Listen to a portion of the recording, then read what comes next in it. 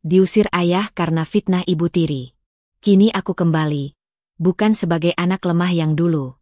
Ku bongkar kekejaman ibu tiri yang mengadu domba aku dan ayahku. Selamat datang di Santi Story.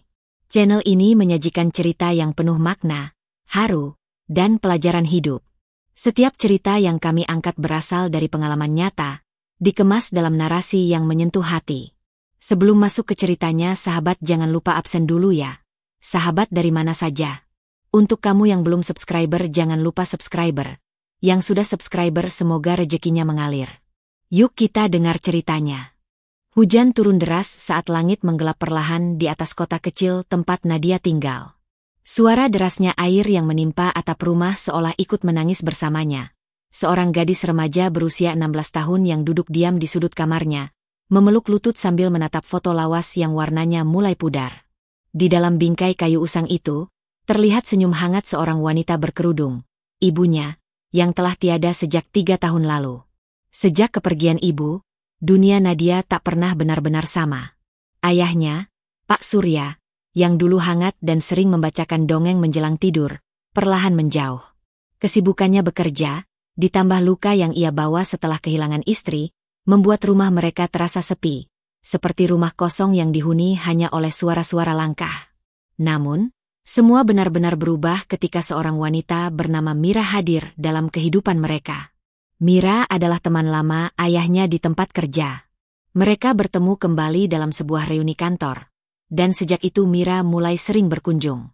Nadia, yang saat itu baru saja mulai beranjak dewasa, mencoba menerima kehadiran wanita asing itu. Ia bahkan tersenyum ketika Mira membawakannya kue buatan sendiri, atau menanyakan hal-hal kecil tentang sekolahnya. "Aku tidak berniat menggantikan posisi ibumu, Nak," ujar Mira suatu hari dengan suara lembut, saat mereka duduk di ruang tamu. "Aku hanya ingin melihat kamu dan ayahmu bahagia lagi." Nadia mengangguk pelan, menatap Mira yang saat itu tampak begitu tulus. Ia tidak pernah menyangka bahwa di balik senyum dan tutur kata lembut itu tersembunyi niat yang jauh berbeda. Pernikahan ayah dan Mira berlangsung sederhana, tapi hangat. Beberapa kerabat datang, dan Nadia mencoba menyambut kehidupan baru dengan hati terbuka. Namun, tak butuh waktu lama untuk segalanya berubah. Sejak Mira resmi menjadi ibu tirinya, perlahan-lahan Nadia merasa seperti tamu di rumahnya sendiri. Awalnya hanya hal kecil. Piring makannya yang diganti tanpa sepengetahuan, boneka masa kecilnya disingkirkan dari lemari, dan buku-buku kesayangannya dipindahkan entah kemana. Mira selalu punya alasan masuk akal. "Rumah ini harus ditata ulang," katanya, "supaya lebih rapi." Namun perubahan yang benar-benar menyakitkan datang dari ayahnya. Lelaki yang dulu selalu mendengarkan setiap cerita Nadia, kini lebih sering mengangguk sambil menatap layar ponsel atau membenarkan ucapan Mira tanpa banyak tanya. "Pak, aku mau ikut lomba puisi di sekolah minggu depan," kata Nadia suatu malam. "Ah, lebih baik kamu fokus belajar saja," sahut ayahnya cepat, tanpa menoleh dari berita yang ia baca. Mira tersenyum tipis dari dapur. "Benar kata ayahmu. Puisi itu nggak penting. Nggak ada gunanya." Nadia terdiam. Itu puisi yang ia tulis sendiri, terinspirasi dari kenangan bersama ibunya. Hari-hari berlalu seperti siksaan sunyi. Nadia merasa semakin tak terlihat. Mira mulai memainkan perannya dengan cerdik. Di depan ayahnya, ia bersikap manis. Namun saat hanya berdua, kata-katanya bisa seperti pisau. "Kalau kamu terus-terusan bikin ayahmu repot, jangan salahkan aku kalau dia makin jauh sama kamu," bisiknya suatu sore ketika mereka sedang membersihkan ruang tamu. "Ayah itu capek kerja. Jangan kamu bebani dengan rengekan remaja sok sensitif." Nadia tak menjawab. Ia hanya menggigit bibir, menahan air mata yang nyaris tumpah. Puncak rasa sepi itu datang ketika suatu malam ia mendengar ayah dan Mira berbicara di kamar. "Mas, maaf ya, aku tahu aku bukan ibu kandung Nadia. Tapi dia sering bicara kasar ke aku. Kadang aku takut kalau sendirian sama dia." "Apa? Masa sih?" "Ya, aku nggak tahu. Mungkin karena dia masih belum terima aku. Tapi aku capek, Mas. Aku cuma ingin jadi istri yang baik dan ibu yang bisa diterima." Tapi Nadia terus dorong aku menjauh. Nadia berdiri di balik pintu kamar dengan tangan gemetar. Bibirnya bergetar. Ia ingin masuk, ingin menjelaskan, ingin berteriak bahwa itu semua tidak benar. Tapi ia tahu, ayahnya tidak akan percaya. Sejak beberapa bulan terakhir, kata-katanya tak lagi punya tempat di hati sang ayah. Sejak malam itu, Nadia merasa benar-benar sendirian. Dinding-dinding rumah yang dulu menyimpan tawa kini penuh gema kosong. Ayahnya yang dulu tempatnya bercerita, kini lebih percaya pada wanita yang perlahan-lahan mencabut kehangatan dari rumah itu. Dan Nadia, yang seharusnya tumbuh dalam kasih sayang, justru merangkak dalam sunyi dan prasangka yang dibuat oleh orang yang ia panggil ibu. Namun jauh di dalam hatinya, luka yang terus dipendam itu mulai berubah. Dari kesedihan yang terpendam, tumbuhlah bara kecil. Ia tahu ia harus kuat. Karena jika tidak, maka ia akan tenggelam dalam cerita yang bukan miliknya. Dan ia berjanji dalam diam, suatu hari nanti, semua akan tahu kebenarannya. Matahari baru saja naik ketika Nadia keluar dari kamar dengan langkah lesu. Aroma nasi goreng yang biasanya menguar dari dapur tak lagi ada. Dapur kini selalu sunyi jika bukan Nadia sendiri yang memasak. Mira, ibu tirinya, lebih sering duduk menonton sinetron pagi sambil menyeruput kopi dan memberi perintah seenaknya. Bangun siang lagi. Anak perempuan itu harusnya bangun sebelum azan subuh, tahu diri sedikit.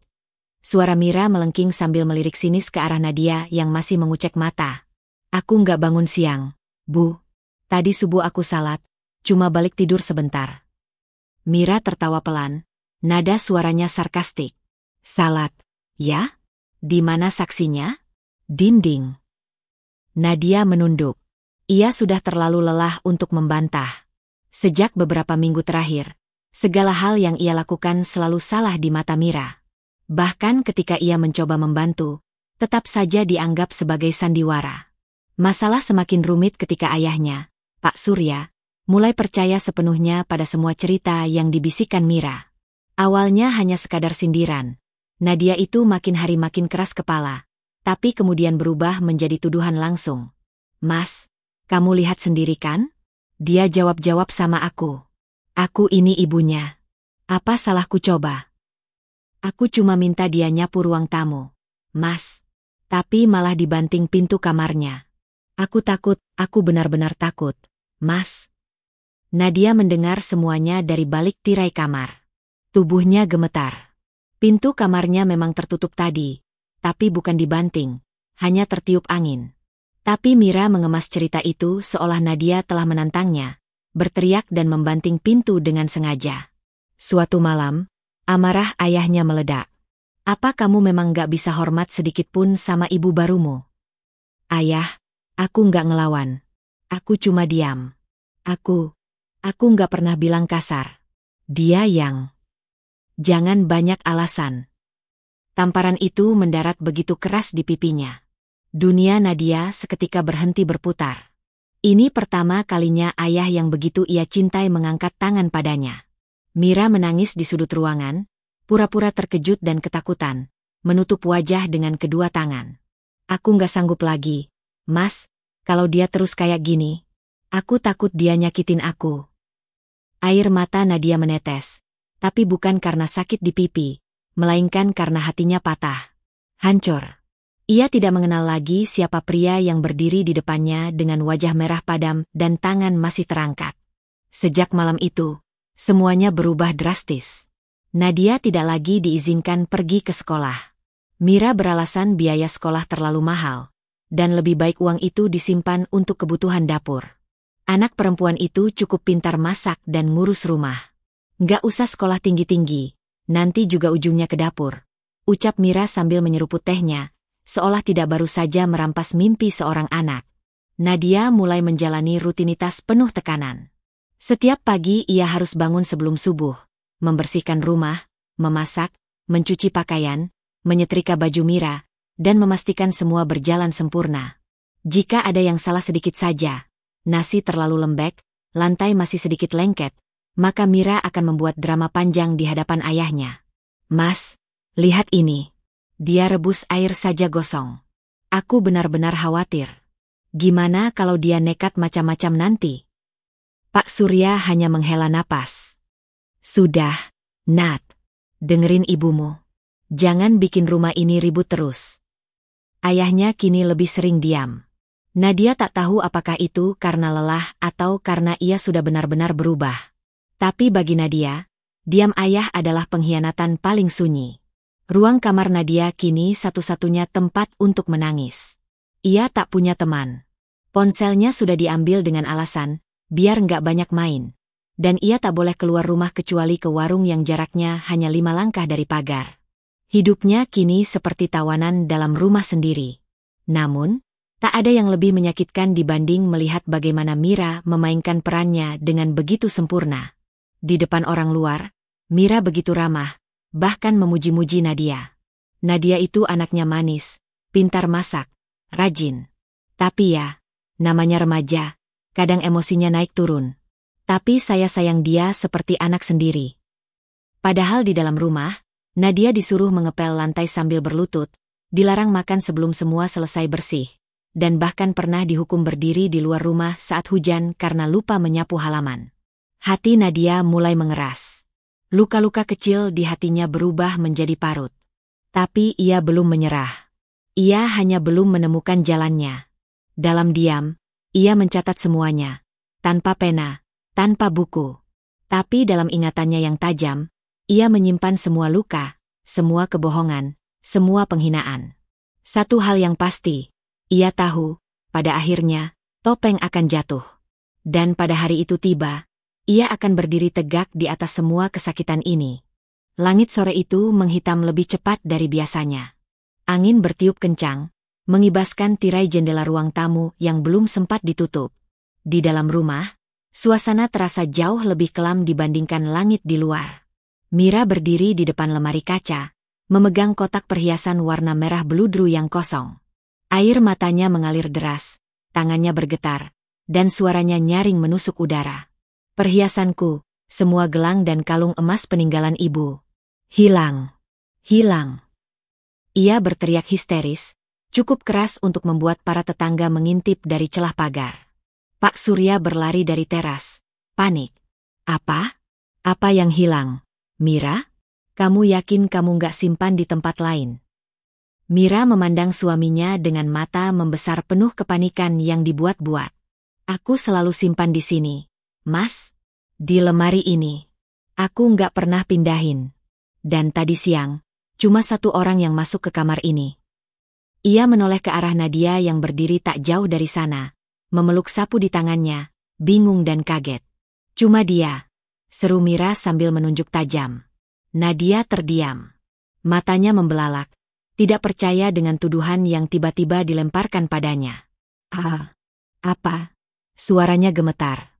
Aku bahkan gak tahu ibu simpan perhiasan di mana. Jangan beralasan, bentak Mira.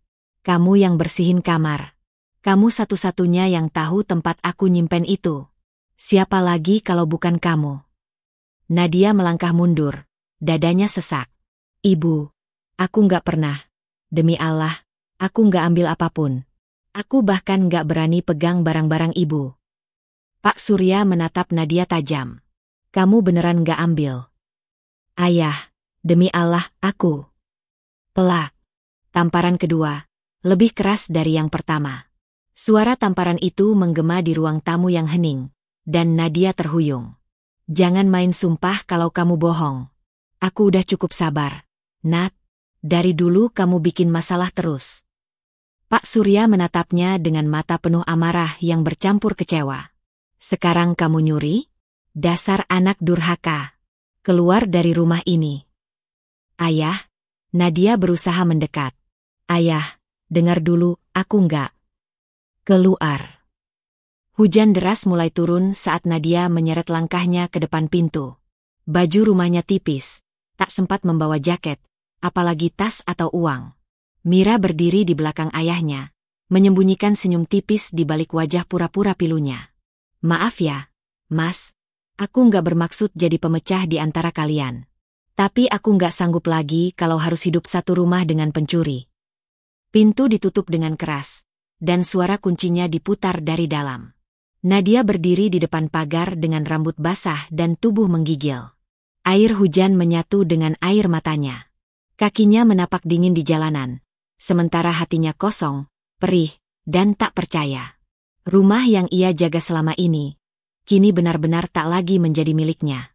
Ia berjalan menyusuri lorong perumahan yang mulai gelap, tanpa arah. Angin menusuk kulit, dan bajunya sudah kuyup. Ia memeluk tubuhnya sendiri sambil menatap langit, berharap Tuhan melihat dan mendengar jerit hatinya yang tak terdengar siapapun. Langkahnya terhenti di depan musyalah kecil di ujung gang. Dengan napas yang berat, ia duduk di tangga musyalah, memeluk lutut, dan menangis sejadi-jadinya untuk pertama kali dalam hidup. Ya Allah, kenapa aku yang harus disalahkan? Kenapa ayah lebih percaya pada wanita yang bahkan belum lama ia kenal? Aku ini anaknya. Tak ada yang menjawab. Hanya suara hujan yang terus turun, dan petir yang sesekali menyambar. Saat itu, di dalam dirinya yang remuk, lahir sebuah keputusan. Ia tidak akan membalas dengan cara yang sama. Ia tidak akan menjadi seperti Mira. Tapi ia akan membuktikan bahwa kebenaran selalu punya jalan. Ia akan bangkit, bukan untuk membalas dengan kebencian, tapi untuk menunjukkan bahwa ia bukan gadis lemah yang bisa diinjak-injak sesuka hati. Dengan tangan yang dingin dan gemetar, ia mengusap air mata dari wajahnya. Ia berdiri, perlahan. Di balik pakaiannya yang basah, tersimpan tekad yang mulai tumbuh. Perjalanan hidupnya baru saja dimulai. Tanpa rumah, tanpa keluarga, tanpa uang. Tapi juga tanpa beban untuk terus menahan luka dalam diam. Ia hanya membawa satu hal, dendam yang diselimuti keteguhan untuk tidak menjadi jahat, tapi cukup kuat untuk menghancurkan kebohongan dengan kebenaran. Dan malam itu, langit tetap menangis, seolah ikut mengantar langkah seorang anak perempuan yang telah kehilangan segalanya, tapi sedang menumbuhkan sesuatu yang jauh lebih besar, keberanian. Gedung itu berdiri megah di tengah hiruk-pikuk kota. Langit-langitnya menjulang tinggi, kaca-kaca bening memantulkan cahaya matahari sore yang hangat. Di lantai 5, sebuah ruang kerja tertata rapi, minimalis namun elegan. Di balik meja besar dari kayu jati, duduk seorang wanita muda dengan raut tenang, mengenakan setelan formal warna krem lembut. Wajahnya masih sama, tapi sorot matanya sudah berubah. Nadia. Duduk tenang di kursinya, ia menatap layar laptop yang menampilkan dokumen laporan keuangan salah satu cabang bisnisnya. Ia kini adalah pemilik perusahaan rintisan yang sedang naik daun, dikenal karena integritas dan keuletannya. Tak banyak orang tahu kisah kelam di balik kesuksesannya. Ia jarang bicara, tapi pandangannya selalu dalam dan terukur. Hari itu, sebuah email masuk. Lampiran berupa foto-foto dan catatan investigasi yang ia minta secara diam-diam dari seorang kenalannya di kota kelahirannya. Laporan kehidupan ayahnya dan Mira. Nadia menatap foto-foto itu satu persatu. Rumah tempat ia dibesarkan kini terlihat kusam dan sepi. Halaman tidak lagi terawat, ket tembok mulai mengelupas. Ayahnya terlihat duduk di teras dengan wajah sayu, tubuh kurus, jauh dari sosok pria tegas yang dulu dengan mudahnya mengusir darah dagingnya sendiri. Mira, dalam beberapa potret tampak sedang memarahi ayahnya. Ada satu foto yang membuat Nadia menggertakkan rahang. Mira membanting piring di depan Pak Surya, sementara pria itu hanya menunduk tanpa membalas sedikit pun. Ironi itu menampar Nadia lebih dari apapun.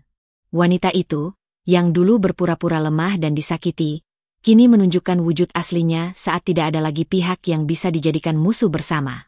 Nadia menghela napas panjang. Emosi yang lama ia kubur pelan-pelan naik ke permukaan. Tapi ia tahu, dendamnya bukan untuk merusak. Ia tidak akan membalas dengan cara yang sama. Ia hanya ingin mengungkap segalanya, bukan agar Mira tersiksa, tapi agar dirinya sendiri bisa berdiri di depan mereka sebagai perempuan yang mereka sia-siakan, hina, dan buang, tapi tak pernah jatuh. Seminggu kemudian, Nadia pulang ke kota kecil yang pernah menelannya bulat-bulat. Ia turun dari mobil hitam yang sederhana namun berkelas, mengenakan pakaian sopan, wajahnya tanpa banyak riasan. Warga sekitar memandangnya dengan ragu-ragu. Ada yang masih mengenal, ada yang tidak percaya. Dulu ia pergi dalam hujan seperti orang buangan, kini ia kembali seperti badai yang tenang. Rumah itu masih berdiri di ujung jalan. Ketika Nadia mengetuk pintu, yang membukanya justru ayahnya. Matanya memerah, tubuhnya lebih tua dari usia sebenarnya. Sekian detik pria itu menatap anak perempuannya, seperti melihat hantu masa lalu. Nadia? Suaranya nyaris tidak terdengar. Nadia mengangguk pelan. Aku mau bicara, Ayah. Tapi tolong, jangan usir aku sebelum semuanya selesai. Pak Surya masih terpaku, lalu perlahan membuka pintu lebih lebar. Mira muncul dari dalam dengan wajah terkejut, tak percaya siapa yang berdiri di depan pintu. Kamu? Hah? Buat apa balik ke sini? Mau cari perhatian lagi? Nadia menatapnya dalam-dalam. Kali ini, tak ada rasa takut. Tak ada getar di suara. Aku datang bukan untuk mengemis belas kasihan. Aku hanya ingin memperlihatkan siapa yang kalian buang, dan siapa yang sebenarnya menghancurkan keluarga ini. Aku? Maksudmu aku yang menghancurkan? Mira tertawa sinis. Kamu masih seperti dulu, penuh drama. Anak nggak tahu diri. Aku punya bukti, Bu Mira. Nadia mengeluarkan amplop dari tasnya. Rekaman suara, pesan singkat, bahkan laporan keuangan palsu yang ibu buat waktu itu untuk memanipulasi ayah. Dan laporan kehilangan perhiasan yang ternyata tidak pernah dilaporkan ke polisi. Karena ibu tahu, itu hanya akal-akalan. Wajah Mira berubah. Putih, lalu merah. Tangannya mengepal, lalu gemetar. Kamu mau nyebarin semua itu? Kamu mau jatuhin aku? Nadia menggeleng. Tidak. Aku hanya ingin ayah tahu siapa yang sebenarnya selama ini dia percaya buta. Aku nggak mau menjelekkan siapa-siapa, tapi kebenaran harus berdiri. Aku lelah hidup sebagai korban dari kebohongan orang lain. Pak Surya duduk di kursi tua ruang tamu. Ia menunduk, lama, sebelum akhirnya bicara. Apa yang kamu bilang, semua itu, benar. Coba ayah jawab sendiri. Nadia menatapnya tajam tapi mata mulai berkaca-kaca. Apa ayah pernah tanya pendapatku dulu? Apa ayah pernah dengar saat aku menangis? Saat aku bilang aku nggak nyuri? Atau ayah lebih suka percaya pada air mata palsu dan cerita buatan? Pak Surya menutup wajahnya dengan tangan. Untuk pertama kalinya, ia menangis di hadapan anaknya. Maafkan ayah. Ayah terlalu bodoh. Nadia diam. Dada sesak, tapi tak ada kemarahan. Yang ada hanya kosong, sepi, dan luka yang perlahan dibuka kembali, satu persatu. Mira berdiri mematung, tidak bisa berkata apa-apa. Cengkeramannya selama ini mulai runtuh, bukan oleh teriakan atau ancaman, tapi oleh kebenaran yang tak terbantahkan. Nadia tahu ini belum selesai. Tapi ia sudah sampai di titik ini, berdiri di rumah yang dulu menelannya, kini sebagai perempuan yang tak lagi bisa diinjak.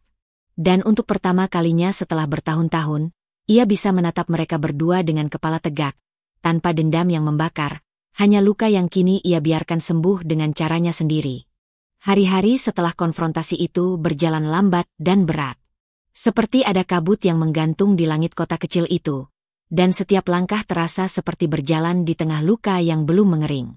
Pak Surya lebih banyak mengurung diri di kamar. Tidak lagi terdengar suaranya berteriak atau memanggil siapapun.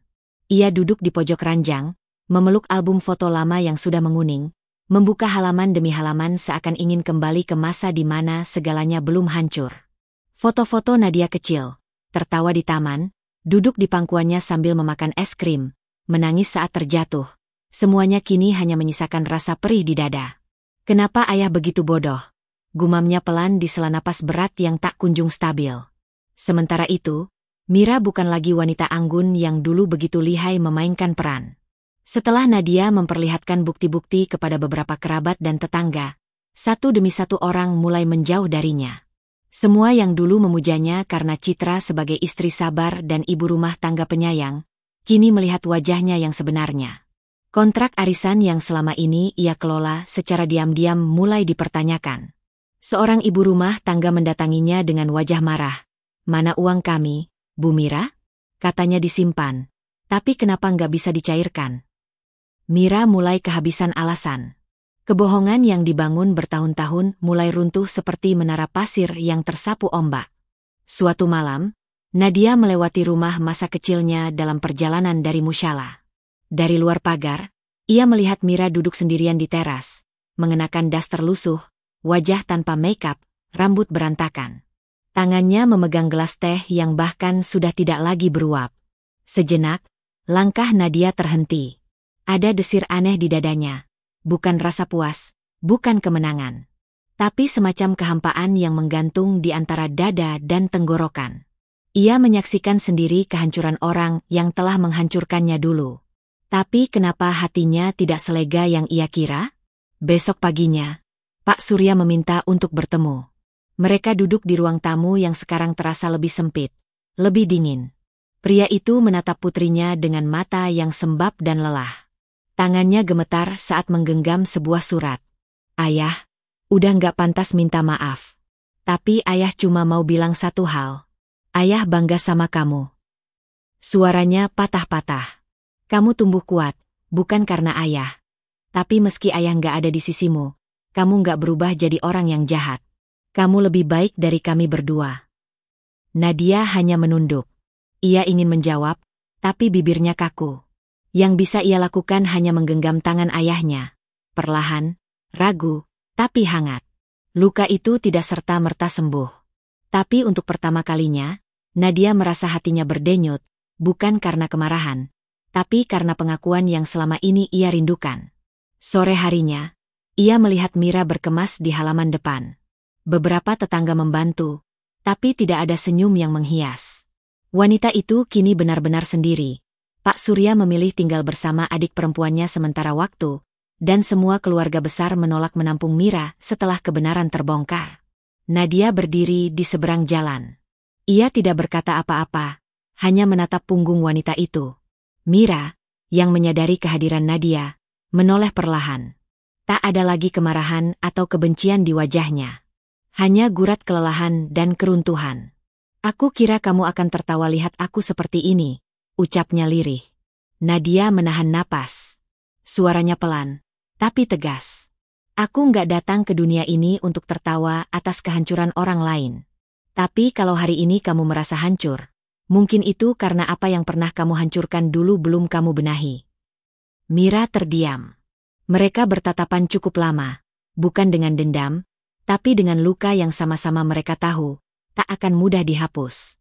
Hari itu, langit mendung, tapi tidak turun hujan. Seolah Tuhan tahu, luka-luka yang ditorehkan manusia kadang butuh waktu yang lama untuk betul-betul pulih. Dan saat luka itu akhirnya terbuka, bukan untuk disakiti lagi, melainkan untuk disembuhkan, maka saat itulah seseorang benar-benar menang. Apa yang dilakukan kamu ketika kamu ada di posisinya? Komen di bawah ya.